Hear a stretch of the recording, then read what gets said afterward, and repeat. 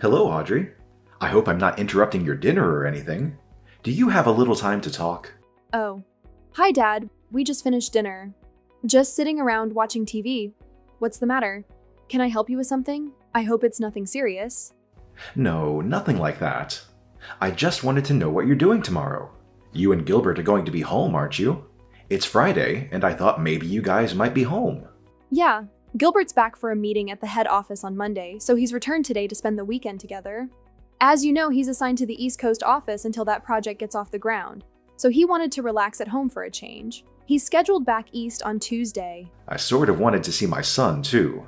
Would it be a bother if I stopped in tomorrow? I know you want to spend time with him, but just for a little while, perhaps? Do you plan to come alone? I mean, I just want to know because I would need to prepare lunch. Yeah, that's thoughtful of you. Thank you. And you know, Gilbert hates it when his mother gets too possessive and starts doting over him. She tends to do that.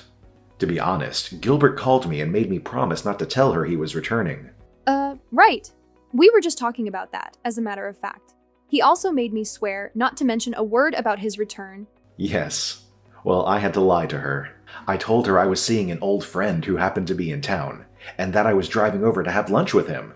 I sort of feel bad lying to her, but I really have no choice. Actually, I'm really seeing this friend, so it's not if I'm really lying. You know what I mean? Oh, okay. That's way better, huh? I'll talk to Gilbert later so we can get our story straight, just in case. Yeah, thanks. Better to be on the safe side, just in case. Okay, so tomorrow I plan to meet up with my friend in the morning, and then I will head over. Is 1 p.m. or so alright with you guys? Yeah, no problem. I'll have lunch ready for you. I bet you're excited to see your son. Yes, I certainly am. Okay, Audrey. See you tomorrow.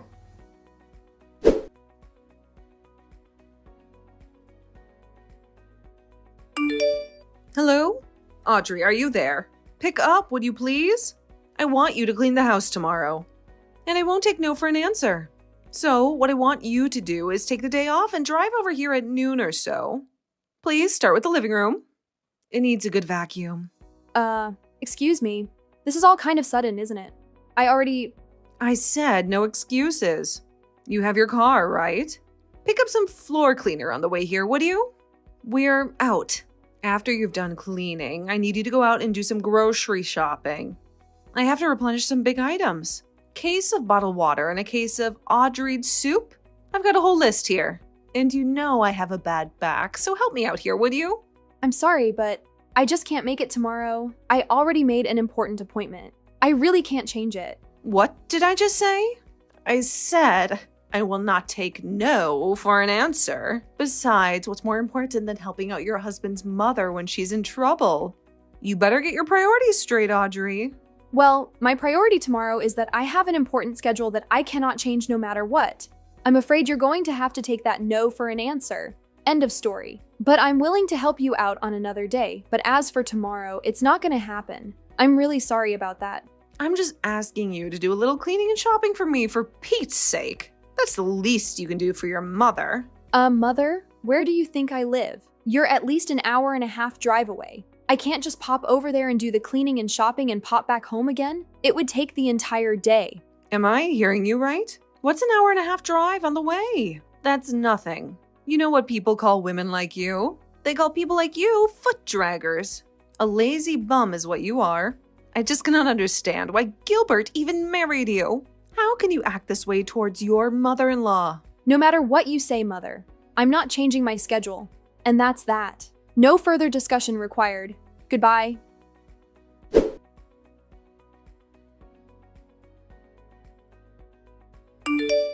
Audrey, good morning. How are you? I'm fine, Dad. How about you? Yeah, not too bad. Just finished meeting with my friend. I'm on my way there now.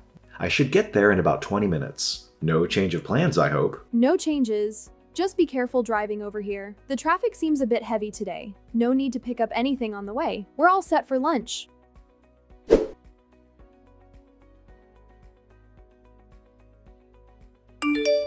Audrey, where the hell are you?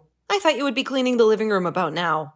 I always knew you were lazy, but I didn't realize you were this much of a good-for-nothing slacker. I waited all morning for you. I never thought you would defy me so blatantly.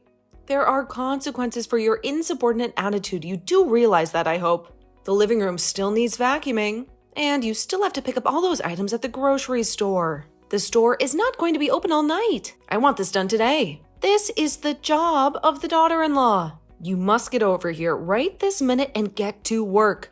I want you here in 30 minutes. No ifs, ands, or buts about it. You hear me, Audrey? There will be consequences if you disobey me.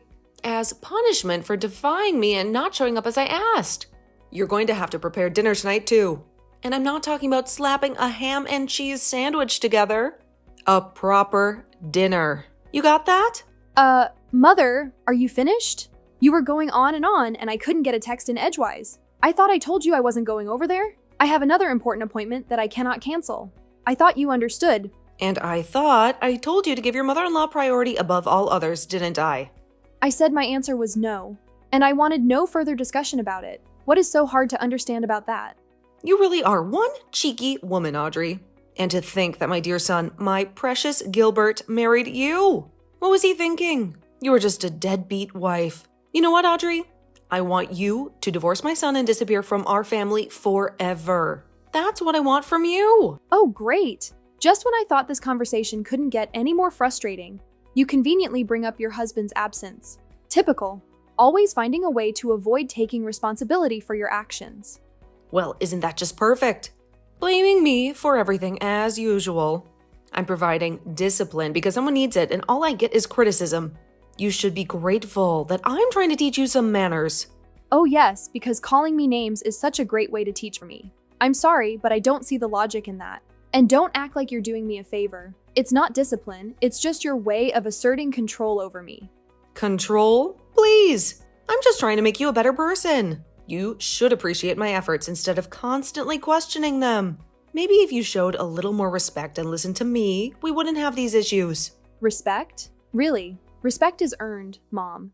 And you haven't exactly been the epitome of respect towards me. How can you expect me to respect you when you resort to name-calling and belittling me?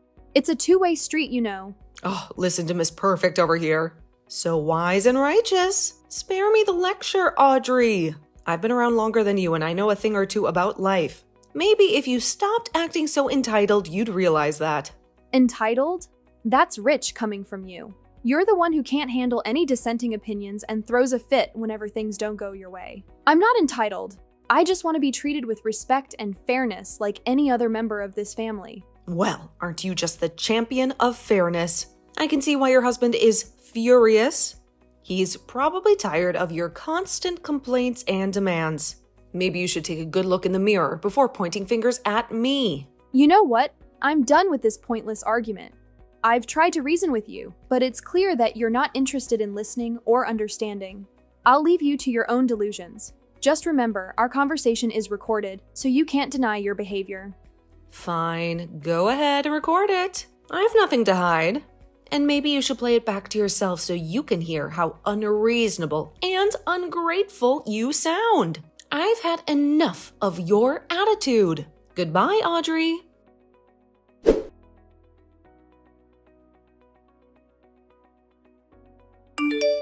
Caroline, what is wrong with it? What is this all about, for God's sake? I wish you would put a stop to all of this. Why do you have to treat Audrey so horribly? What did she ever do to you? Is that you, Philip? What is this? Why are you texting me? I'm over here at Audrey and Gilbert's place right now. Audrey showed me what you've been saying to her. What is this? A lazy, deadbeat wife? Really? How could you say such things to Audrey? What? You're at Gilbert's place now? Why? Gilbert came back for a few days. Apparently, he has a meeting at the office on Monday. He wanted to spend time with Audrey over the weekend. I heard he was here. So on my way back from meeting my friend, I stopped in to say hello. Pardon me? Gilbert is back? He's home now? Why didn't anybody tell me what's going on here? This is the first time I'm hearing of this. Yeah, of course you haven't. I kept it from you. I didn't want you to know. If only you had told me, I would have gone with you today. How could you not tell me, Philip? If I had known, I could have gone over there and provided Audrey with the discipline that she needs to become a better housewife. Why didn't you tell me, Philip? You want to know why I didn't tell you, dear?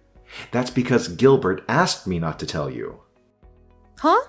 Gilbert asked you not to tell me? How can that be? Why would he do a thing like that? You really don't get it, do you, Carolyn? Don't you see what you're doing? Get what? What are you talking about? What do I not get, Philip? It's the fact that Gilbert is keeping his distance from you. He's avoiding having to deal with you. Keeping his distance? Did he say that? That he wants to avoid dealing with me? But why? I don't believe you, Philip. Why would my dear son want to avoid me? His own mother? I brought him up. I adored and doted on him since he was just a baby. I devoted my life to my son. How could such dedication and love not get through to him? How could he not feel the love I feel towards him? That's exactly what he finds intolerable. That fanatical devotion you have towards him. But is it really love? Isn't it just arrogance? A form of narcissism? I really wish you would wake up and smell the coffee. How dare you say that to me, Philip? How about you?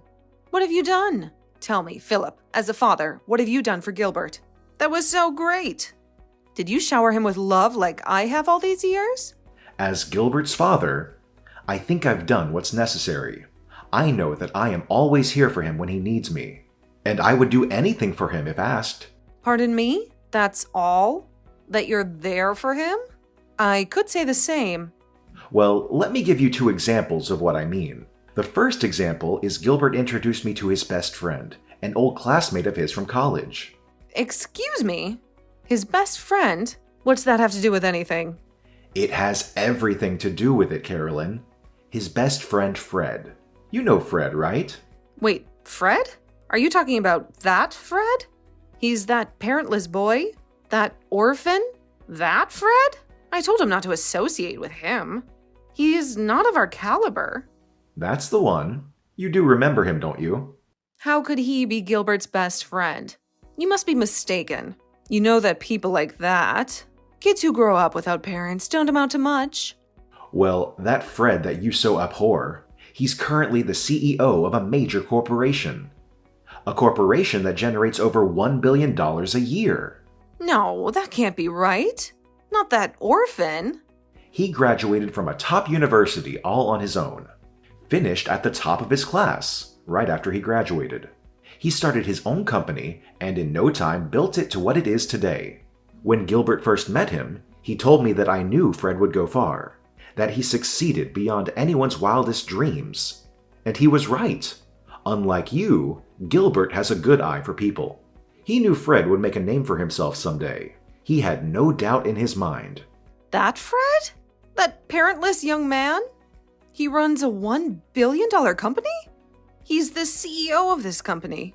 Are you serious? And the second example. This concerns Audrey, Gilbert's wife and your daughter-in-law. Gilbert introduced me to her 2 years before they even got married. He told me that he was in love with her and was seriously thinking about marrying her. He introduced Audrey to you 2 years before they got married? That's right. At the time, he told me he was going to introduce you to Audrey right before getting married. As I recall, it was like 2 or 3 months ago, wasn't it? He was sure you'd kick up a fuss and would totally reject the marriage outright. Is that why he rejected that nice woman that I was going to introduce to him back then? It was because he was already going out with Audrey. He was already planning to marry her. Is that what you're saying? That's exactly what I'm saying. And who was this woman you were going to introduce him to anyways? You know her too. It's Sandy, from when he was in high school. You remember her. Wait a second, Carolyn. That's Sandy? Are you out of your mind? Why are you so shocked? I worked with her at the mall. She's so nice and very energetic and friendly. She would have been perfect for Gilbert. Did you know that their father is a company president? Sandy is much more suited for Gilbert than Audrey. Wasn't her father just some company clerk or something? I never really asked her. You're forgetting one thing, Carolyn. I heard that this Sandy has 3 kids, and she's not even married, for God's sake. On top of that, they aren't even sure who the father is. And you wanted Gilbert to marry this girl? But pardon me, where did you hear that? Not only does she have 3 kids, she's been divorced twice. I heard that her parents are so fed up that they're not even talking anymore. Is that true? You're not making that up, are you? I had no idea Sandy had. Everybody knows everybody around the area. Where have you been? I'm surprised one of your lady friends wasn't gossiping about it. Your discriminatory views are apparent, Carolyn. You only look at things superficially. How could you say that? Are you saying that I'm prejudiced? That was not my intention. I'm so glad that Gilbert has an eye for people. He knows good people when he sees them. If we had left it up to you to decide who Gilbert should marry, I'm sure he would have suffered the consequences. I'm glad he defied you and made his own decisions. His life would have been very different. I thought only of his happiness. I thought it was best for him. That's all. We really got off track, haven't we? I suspected that you probably had ill will towards Audrey and probably called her a name or two, but this? Are you serious, Carolyn? How could you call her such despicable names? Like I was saying, this was merely part of disciplining her. She'll never be a good housewife if she's not taught proper manners. A lazy, deadbeat wife is going a little too far, isn't it? You come off as a hateful bully is all. Gilbert is standing right here next to me. He's in total agreement. You've gone too far, Carolyn.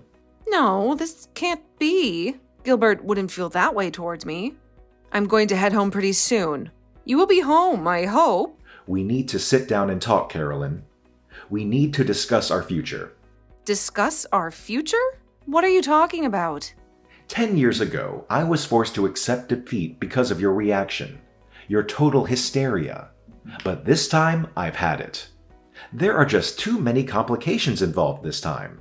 I cannot ignore it any longer. Unlike 10 years ago, my mind is set. There is no one who is going to change my mind. You can become enraged all you want. Become hysterical all you want. My decision is final. Huh? What do you mean final? Are you serious, Philip? Where did you disappear to, for Pete's sake? I want you to reply this second. This is an emergency. Where have you gone?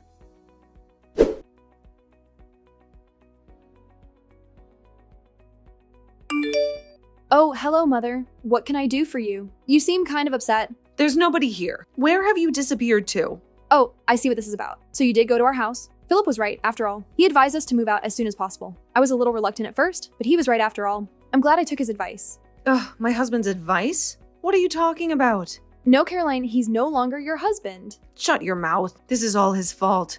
All Philip's fault. He just could not comprehend the love and consideration that I devoted to Gilbert. Unlike my husband, I was always thinking of my precious son. Always. But Gilbert will come around one day, I know it. He'll look back and understand all that I did for him. I see you have not come to grips with what you did, have you? After that harsh condemnation that Philip gave you and you still don't understand? What more do we have to do to make you see? What do you know? You have no right to lecture me. You've only been with Gilbert for 3 or 4 years. I brought him into this world and raised him to be the man he is. You will never understand that bond. The almost 30 years that I spent with him. It's a never-ending eternal bond. It was Gilbert, your devoted son, that suggested that we move and relocate. More accurately, he made the decision to take me to his current place of employment. He put in a transfer to the position back east. He wants to make it permanent, and the company agreed. You're moving there? To his current office? Seriously? What about your own job? Did you quit? No, of course not. I was permitted to work remotely so I can work from anywhere now. Very convenient, actually. I see. Well, then I will pack some things to be over there by the end of the week. I don't think so, Caroline. The address over here is not the one you were told. That was a company dorm. We found a more permanent place. What? You found a new place already? Where is this new place? I'm sorry, but I'm not permitted to divulge that information. After all, we moved in order to get away from you, so why would we tell you? You're trying to pull Gilbert and I apart! All I'm doing is obeying Gilbert's requests. As his wife, I have to obey his every command, right? Isn't that what you always told me? I can't believe that Gilbert would never do that. You're hiding it from me. Gilbert will tell me. I'm sure of it. Okay, whatever. Think how you I really don't care if you believe me or not, to be honest. But if you continue to disregard Gilbert's feelings, if you continue to deny reality, I'm afraid you'll never see your son again. Pardon me?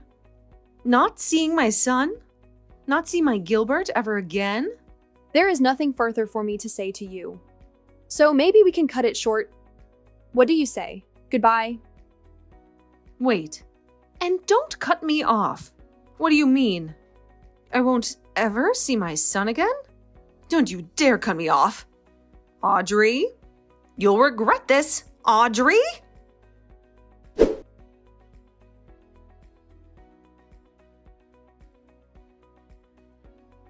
No matter what we said, no matter how we tried to explain it to her, she just could not accept the fact that Gilbert was sick and tired of her abnormal devotion and love for him.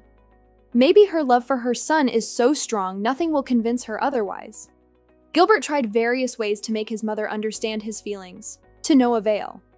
He came to me and his father for advice after countless attempts to reconcile with his mother. She was his mother after all, and he wanted to settle the matter without breaking up the family. After his parents finally divorced, he sighed with relief, saying to me one night at the dinner table, "It's finally over." He finally seemed at peace with himself. My father-in-law was much of the same way, apologizing for making us wait for so long. Maybe if he had had the courage to divorce her 10 years ago, all this might never have transpired and I would not have endured such anguish. And what happened to Caroline? My former mother-in-law, you ask? I heard this from a friend of mine, and I would take it with a grain of salt. But apparently she found a young man that looks strikingly like Gilbert. I heard she used up all the money she received from her divorce and used it all on this guy. Last I heard, she was deep in debt. She completely disregarded warnings from her friends and neighbors and couldn't stop sinking money into this guy. She's always had a bullheadedness about her. Once she latches onto something, she won't let it go. Maybe that's why she ended up losing everything she cared for. But will I reach out to help her? I'm sorry, but no thanks. I don't think she would even accept my help.